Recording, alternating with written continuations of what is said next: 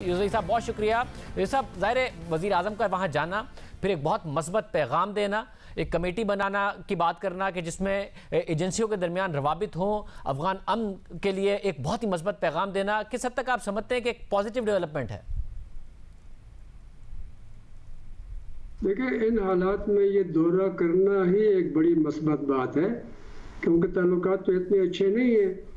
और फिर ये जो अमन मुज़ाकरात हो रहे हैं, बैनुल अफ़गान बातचीत जो दोहा में हो रही है, उसमें भी 2.5 महीने से कोई पेशरफ्त नहीं हो रही थी। तो उस हवाले से भी ज़ाहिर है पाकिस्तान का एक किरदार है, उसके ऊपर भी बात हुई है। पाकिस्तान ने, वज़ीर आज़म ने कहा कि हमारी मुकम्मल कमिटमेंट है और हम जो भी हमारे बस में होगा वो अफ़गानिस्तान के अमन के लिए करेंगे। और आज ही दोहा से कुछ अच्छी खबरें मिल रही है।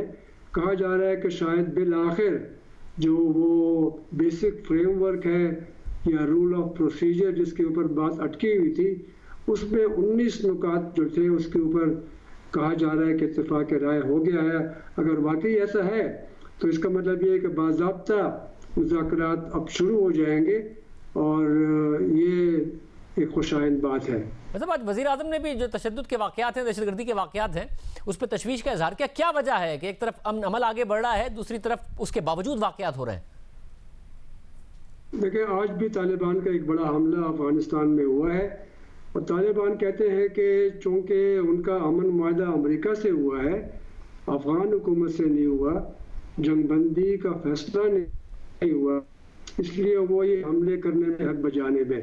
और वो कहते हैं कि ये जो बैनुल अफ़गान मुज़ाकरात हैं, इनमें फिर जंगबंदी की बात होगी और वो शायद ये चाहते हैं कि अपनी पोजीशन को बेहतर बनाने के लिए, मजबूत बनाने के लिए वो हमलों में तेज़ी लेकर आएँ, कुछ मज़ीद इलाकों के ऊपर कब्ज़ा करें और अफ़गान हुकूमत को अपने दबाव में लाएँ। तो ये मेरे ख्याल में उनकी एक जंग की स्ट्रेटजी है। मतलब माजी में अफगानिस्तान ज़ाहिर पाकिस्तान पर इल्ज़ामात लगाता रहा है, अब जबकि अमन अमल में पाकिस्तान ने एक मस्बत किरदार अदा किया, अमेरिका भी तारीफ़ कर रहा है, अफगानिस्तान में भी इस मस्बत किरदार का इदराक है जो पाकिस्तान ने अदा किया है? देखिए, ये जो अमेरिका और तालिबान का अमन मुआहदा फरवरी में हुआ दोहा में, तो पाकिस्तान के किरदार को सराहा गया था।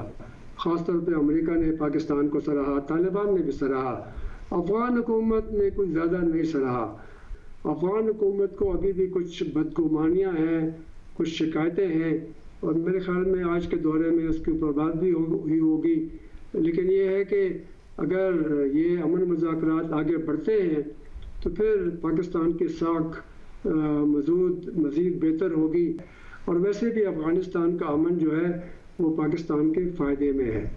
और सब आपने देखा है, ज़ाहिर आपका तजुर्बा है कि किस तरीके से अफ़गानिस्तान खाना जंगी की तरफ गया है माजी में जब फोर्सेस का इनखिला हुआ। अब आपको लग रहा है कि अफ़गानिस्तान में अमन नहीं आएगा? अमेरिका कह रहा है कि वो तेज़ी से अपना इनखिला चाहता है, जब फोर्सेस जाएंगी तो आपको लगता है अमन नहीं आएगा, कहीं खाना जंगी की तरफ तो खुदा न खास्ता अफ़गानिस्तान वापस नहीं चला जाएगा?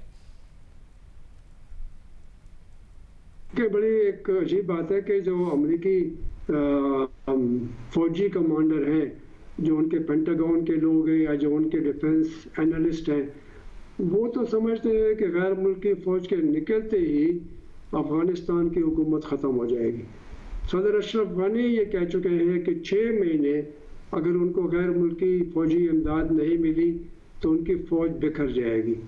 तो इस तरह के ख़दशात तो हैं, लेकिन ये है कि मेरे ख़्याल में ये जो दोहा का मुआहदा हुआ अमेरिका और तालिबान का, तो ये शराइत की बुनियाद के ऊपर हुआ है।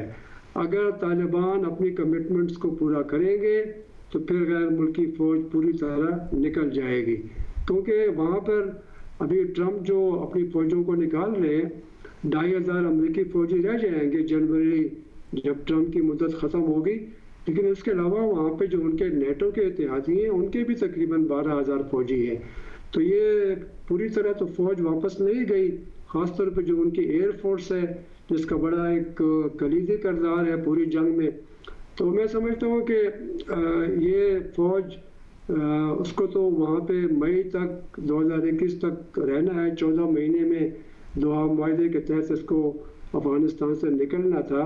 तालिबान यही मुतालबा कर रहे हैं لیکن شاید اگر حالات خراب ہوتے ہیں اور وہاں پہ خانہ جنگی کی کیفیت پیدا ہوتی ہے تو پھر ممکن ہے کہ یہ غیر ملکی فوج کی مکمل واپسی نہ ہو۔